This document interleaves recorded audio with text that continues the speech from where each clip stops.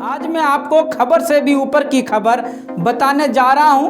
दिल्ली के Wazirpur factory area में आग लगना, मजदूरों को बेवकूफ़ बनाना, एक ही फैक्ट्री में चार प्राइवेट लिमिटेड कंपनी रजिस्टर्ड करना और अवैध तरीके से बिल्डिंग बनाना और ऊपर से मैक्सिमम हाइट होने के बावजूद भी बिल्डिंग बनाने के बाद भी टॉप फ्लोर पर टीन शेड डालकर उसे घेर लेना। नमस्कार, आप देख रहे हैं जमीनी हकीकत हेडलाइंस लाइव न्यूज़ पर और मैं हूं आपके साथ मोहम्मद रफ़ी। आज की जमीनी हकीकत है कि अगर एक मजदूर अपने 8 घंटे किसी एक फैक्ट्री या कंपनी में दे देता है तो वह उसी समय किसी और कंपनी में काम नहीं कर सकता है, क्योंकि एक समय में एक ही जगह काम किया जा सकता है, 2 जगह नहीं। कॉमन सेंस की बात है। अगर उस मजदूर को और पैसे कमाने हैं तो वह अपने 8 घंटे के अलावा ओवर टाइम या डबल ड्यूटी करनी होगी, तब जाकर उसे अपनी तनख्वाह से भी ज़्यादा पैसा मिलेगा। अब एक उदाहरण लेते हैं कि अगर दिल्ली के फैक्ट्री इलाके में एक कंपनी है, यानी कि एक फैक्ट्री है और उसमें कंपनी चलती है और उसका नाम बोडम इंटरनेशनल प्राइवेट लिमिटेड है और लोगों को सुंदर बनाने का प्रोडक्ट बनाती है और इस प्रोडक्ट में packing, sticker, chemicals, formulas, consultancy, trading, training, manufacturing इत्यादि कई कामों से गुजरकर एक प्रोडक्ट ग्राहक के हाथों में आता है। अब इन सब कामों की शुरुआत के लिए हमें तकरीबन 1200 गज की जगह की भी ज़रूरत होगी और इन सब कामों के लिए 40 से 50 मजदूर चाहिए होंगे।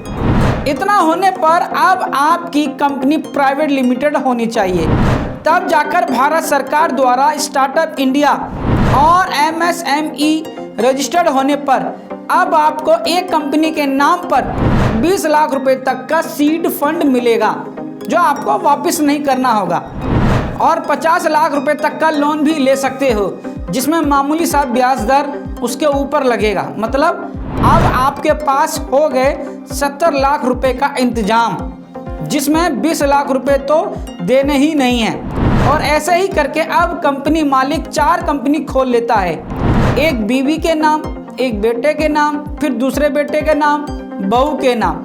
इस तरह से उसके पास 2 करोड़ 80 लाख रुपए आने का जरिया बन गया। अब ये कंपनी मालिक अपनी कंपनी चारों कंपनी का काम इन्हीं 50 मजदूरों से कराता है, लेकिन मजदूर को यह कभी नहीं मालूम चलता है कि वह कौन सी कंपनी का मजदूर है। लेकिन उन्हें यह तो पता होता है कि हमारे इन 50 मजदूरों का मालिक एक ही शख्स है, इसलिए मजदूर मालिक के अनुसार जो भी वो काम करवाता है उसको वो करते हैं और उसे पता है कि मुझे तो 8 घंटे इसी फैक्ट्री में काम करना है, कुछ भी काम करवा लो, क्योंकि मजदूर फैक्ट्री और कंपनी में फ़र्क नहीं जानता। असल में फैक्ट्री से मेरा मतलब उस बिल्डिंग या बिल्डिंग के फ्लोर से है, जिस बिल्डिंग या फ्लोर के अंदर जाकर मजदूर काम करता है, और कंपनी से मेरा मतलब उस बिल्डिंग के अंदर चल रहे काम के मालिकाना हक से है, जिसे कंपनी मालिक अपने काम को अलग अलग कंपनी बनाकर चला रहे हैं।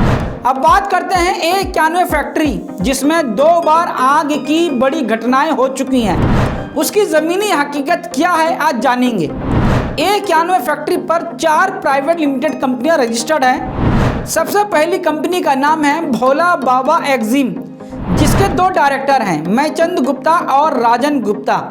इस कंपनी का कैपिटल अमाउंट है 25 लाख रुपए, लेकिन टर्नओवर करोड़ों से कम नहीं होगा। लेकिन 2015 में इस कंपनी के 2 डायरेक्टर और जुड़ गए, सुनीता गुप्ता और आयुष गुप्ता। दूसरी कंपनी बनी जनवरी 2016 में, बो इंटरनेशनल। इसमें भी 2 डायरेक्टर हैं, आयुष गुप्ता और सुनीता गुप्ता। अब तीसरी कंपनी भी बनी मार्च 2016 में, मेटल बाबा इंटरनेट। इसमें भी 2 डायरेक्टर हैं, राजन गुप्ता और सुनीता गुप्ता। मतलब 2 महीने के अंदर ही 2 कंपनियां बनाई। अब 2016 और 2021 के बीच फैक्ट्री में भयंकर आग लगती है और कोरोना का भी समय आ जाता है, लेकिन चौथी कंपनी एक्सीलरेटर ब्रांड्स मार्च 2021 में और बन जाती है। मतलब कंपनी का पतन हो जाना चाहिए था, लेकिन ये शिखर पर चढ़े जा रही है। अब 2021 में और 2023 में उसी A91 फैक्ट्री में, जिसमें इन चारों कंपनियों का हेडक्वार्टर है, 31 मार्च 2023 में और भी भयंकर आग लग जाती है, जिसे बुझाते बुझाते 30 घंटे से भी ज़्यादा का समय लग जाता है। क्या अब ये आग शिखर की ओर ले जाएगी और एक और 5वीं कंपनी रजिस्टर्ड होगी? ये तो अब आने वाला समय ही बताएगा। जो मैं बता सकता था वो मैंने इस ज़मीनी हकीकत में आपको बता दिया, लेकिन इसकी और सच्चाई जानने के लिए शिकायत और RTI लिखी जा रही है। इस ज़मीनी हकीकत की इस खास रिपोर्ट में किसी की मानहानि करना मकसद नहीं है, केवल सच्चाई दिखाना जरूरी था। अब मुझे दीजिए इजाज़त, फिर मिलेंगे एक और नई ज़मीनी हकीकत के साथ। शुक्रिया, शब खैर।